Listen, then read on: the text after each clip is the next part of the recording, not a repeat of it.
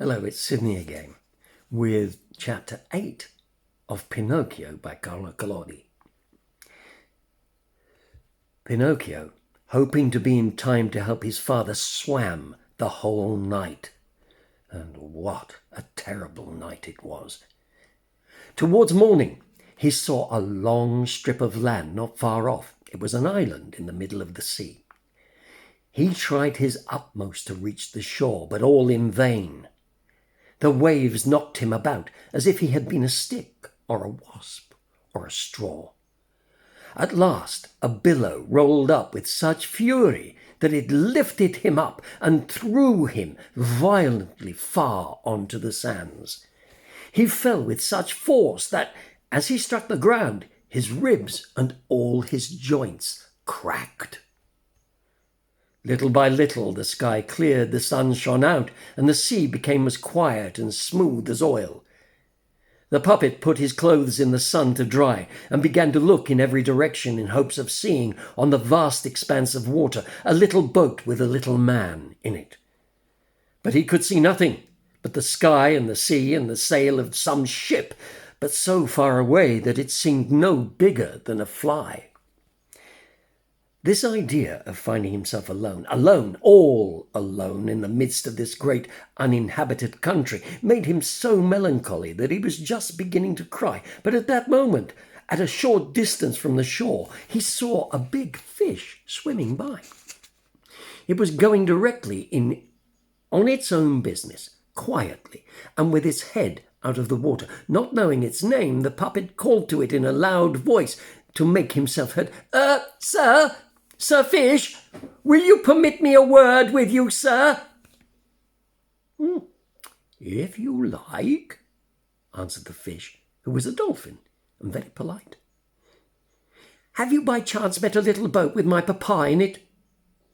"And who is your papa?" "He is the best papa in the world, whilst it would be difficult to find a worse son than I am."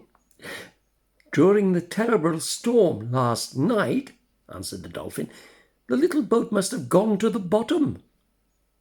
"And my papa?" "He must have been swallowed by the terrible dogfish."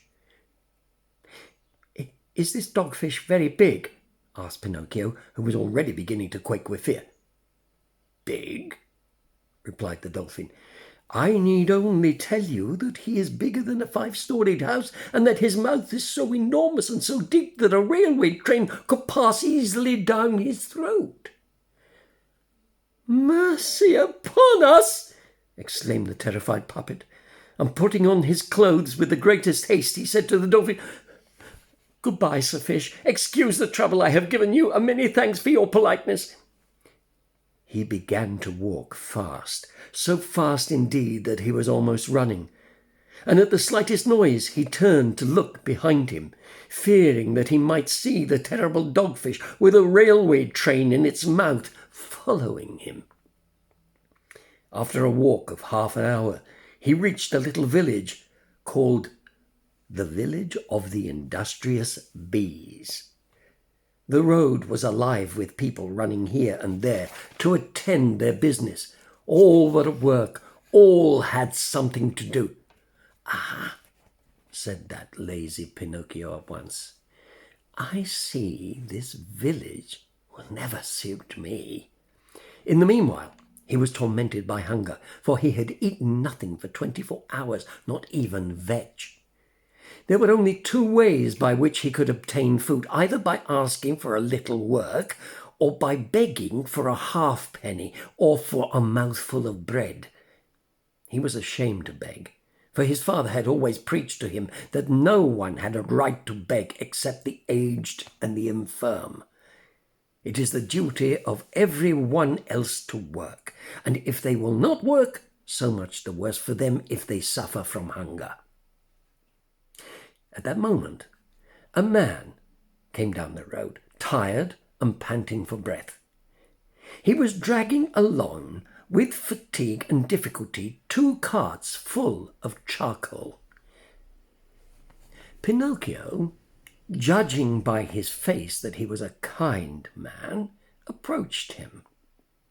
and casting down his eyes with shame, he said to him in a low voice, "Would you have charity to give me halfpenny, for I am dying of hunger?" "You shall not have a halfpenny," said the man, "but I will give you 2 pence, provided that you help me drag home these carts of charcoal." "I am surprised at you," answered the puppet in a tone of offence. "Let me tell you that I am not accustomed to the work of a donkey. I have never drawn a cart." "So much the better for you," answered the man. "Then, my boy, if you're really dying of hunger, eat 2 fine slices of your pride. And be careful not to get indigestion." A few minutes afterwards, a mason passed down the road, carrying on his shoulders a basket of lime. "Would you have pity and the charity, good man, to give a halfpenny to a poor boy who is yawning for want of food?" "Willingly," answered the man. "Come with me and carry the lime, and instead of a halfpenny I will give you 5. "But the lime is heavy," objected Pinocchio, "and I don't want to tire myself." "If you don't want to tire yourself, then, my boy, amuse yourself with yawning, and much good it may do you." In less than half an hour, 20 other people went by, and Pinocchio asked charity of them all, but they all answered, "Are you not ashamed to beg? Instead of idling about the roads, go and look for a little work and learn to earn your bread." At last, a nice little woman carrying 2 cans of water came by. "Will you let me drink a little water out of your can?" asked Pinocchio, who was burning with thirst.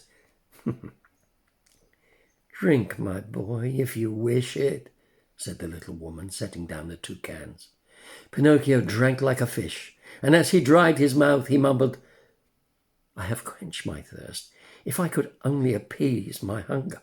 The good woman, hearing these words, said at once, "If you will help me carry these cans of water, I will give you a fine piece of bread." Pinocchio looked at the can and answered neither yes nor no. "And besides the bread, you shall have a nice dish of cauliflower dressed with oil and vinegar," added the good woman. Pinocchio gave another look at the can and answered neither yes nor no. "And after the cauliflower, I will give you a beautiful bonbon full of syrup." The temptation of this last dainty was so great that Pinocchio could resist no longer. And with an air of decision, he said, "I will carry the can to your house." The can was heavy, and the puppet, not being strong enough to carry it in his hand, had to carry it on his head. When they reached the house, the good little woman made Pinocchio sit down at a small table already laid, and she placed before him the bread, the cauliflower, and the bonbon. Pinocchio did not eat. He devoured. When his ravenous hunger was somewhat appeased, he raised his head to thank his benefactress. But he had no sooner looked at her than he gave a prolonged "Oh, oh, oh" of astonishment, and continued staring at her with wide open eyes, his fork in the air and his mouth full of bread and cauliflower, as if he had been bewitched. "What has surprised you so much?" asked the good woman, laughing. "It is," answered the puppet, it is that that you remind, yes, the same voice, the same eyes, the same hair, yes, you also have blue hair." And she had. Oh, little fairy, tell me that it is you, really you. Do not make me cry any more. If you knew I have cried so much, I have suffered so much. And throwing himself at her feet on the floor, Pinocchio embraced the knees of the mysterious little woman and began to cry bitterly. At first, the good little woman maintained that she was not the little fairy with the blue hair, but seeing that she was found out, and not wishing to continue the comedy any longer, she ended by making herself known, and she said to Pinocchio,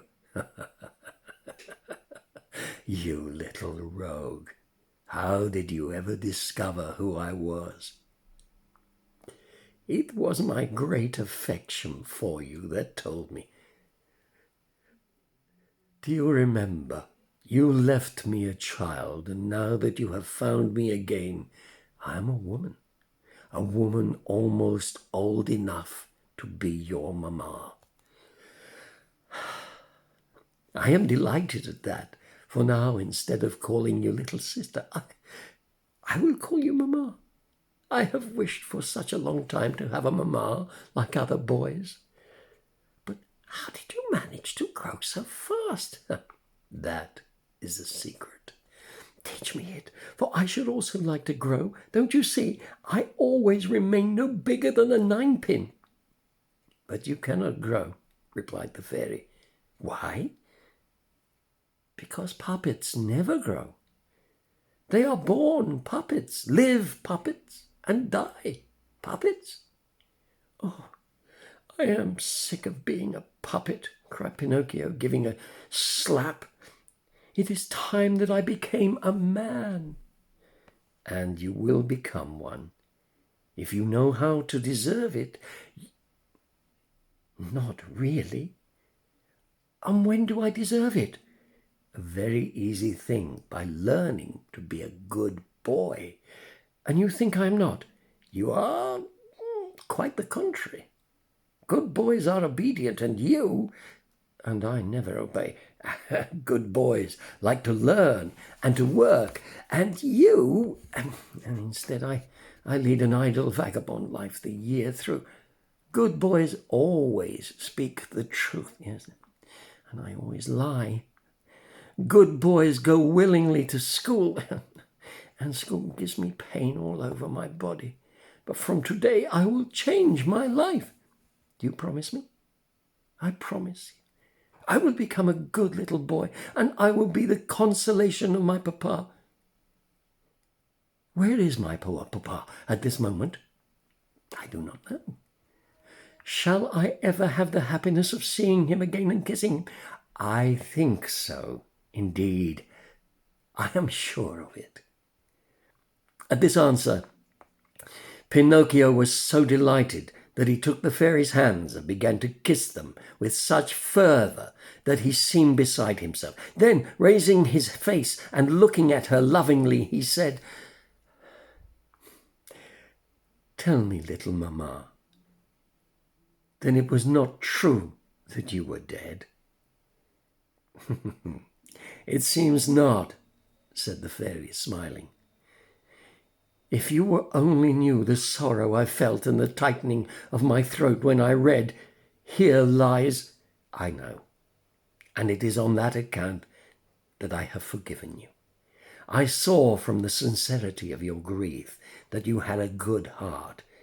And when boys have good hearts, even if they are scamps and have got bad habits, there is always something to hope for. That is, there's always hope that they will turn to better ways. That is why I came to look for you here. I will be your mamma." "Oh, how delightful!" shouted Pinocchio, jumping for joy. "But you must obey me and do everything that I bid you." "Willingly, willingly." "Tomorrow," rejoined the fairy, "you will begin to go to school." Pinocchio, at this, at once became a little less joyful. Then, You must choose an art or a trade according to your own wishes." Pinocchio became very grave. "What are you muttering between your teeth?" asked the fairy in an angry voice. "I was saying," moaned the puppet in a low voice, "that it seemed too late for me to go to school now." "No, sir. Keep it in mind that it is never too late to learn and to instruct ourselves." "But I do not wish to follow either an art or a trade." "Why? Because it tires me to go to work." "My boy," said the fairy, "those who talk in that way end almost always either in prison or in hospital. Let me tell you that every man, whether he is born rich or poor, is obliged to do something in this world. Sloth is a dreadful illness and must be cured at once in childhood. When we are old, it can never be cured." Pinocchio was touched by these words, and lifting his head quickly, he said to the fairy, "I will study, I will work, I will do all that you tell me, for indeed I have become weary of being a puppet, and I wish at any price to become a boy. You promised me that I should, did you not?" "I did promise you, and it now depends upon yourself." The following day, Pinocchio went to school. Imagine the delight of all the other little rogues when they saw a puppet walk into their school. They set up a roar of laughter that never ended. They played him all sorts of tricks. One boy carried off his cap, another pulled his jacket behind, one tried to give him a pair of inky mustachios just under his nose, and another attempted to tie strings to his feet and hands to make him dance. For a short time Pinocchio pretended not to care and got on well as he could. But at last, losing all patience, he turned to those who were teasing him most and making game of him, and said to them, looking very angry, "Beware, boys! I have not come here to be your buffoon. I respect others, and I intend to be respected." This firmness acquired at once for Pinocchio the sympathy and the esteem of all the boys in the school. They all made friends with him and liked him heartily. Even the master praised him, for he found him attentive, studious, and intelligent. Always the first to come to school, and always the last to leave when the school was over. But he had one fault. He made too many friends, and amongst them were several young rascals well known for their dislike to study and love of mischief. The master warned him every day, and even the good fairy never failed to tell him and to repeat constantly, "Take care, Pinocchio. Those bad schoolfellows of yours will end sooner or later by making you lose all love and study, and perhaps even they may bring upon you some great misfortune." Now it happened that one fine day, as he was on his way to school, he met several of his usual companions, who, coming up to him, asked, "Have you heard the great news?" "No. In the sea, near here, a dogfish has appeared as big as a mountain." "Not really? Can it be the same dogfish that was there when my poor papa was drowned?" "We're going to the shore to see him. Will you come with us?" "No, I'm going to school." "What matters school? We can go to the school tomorrow whether we have lesson more or lesson less. We shall always remain the same donkeys." But what will the master say?" "The master may say what he likes. He's paid on purpose to grumble all day." "And my mamma?" "Mamma? No, nothing," answered those bad little boys. "Do you know what I'll do?" said Pinocchio. "I have reasons for wishing to see the dogfish, but I will go and see him when school is over." "Poor donkey!" exclaimed one of the number. "Do you suppose that a fish that size will wait for your convenience? As soon as he is tired of being here, he'll start for another place, and then it'll be too late." "How long does it take to get from here to the shore?" asked the puppet. "We can be there and back in an hour. Then away, shouted Pinocchio, and he who runs fastest is the best. Having thus given the signal to start, the boys, with their books and copybooks under their arms, rushed off across the fields, and Pinocchio was always first. He seemed to have wings on his feet. Or he seemed to have wings on his feet.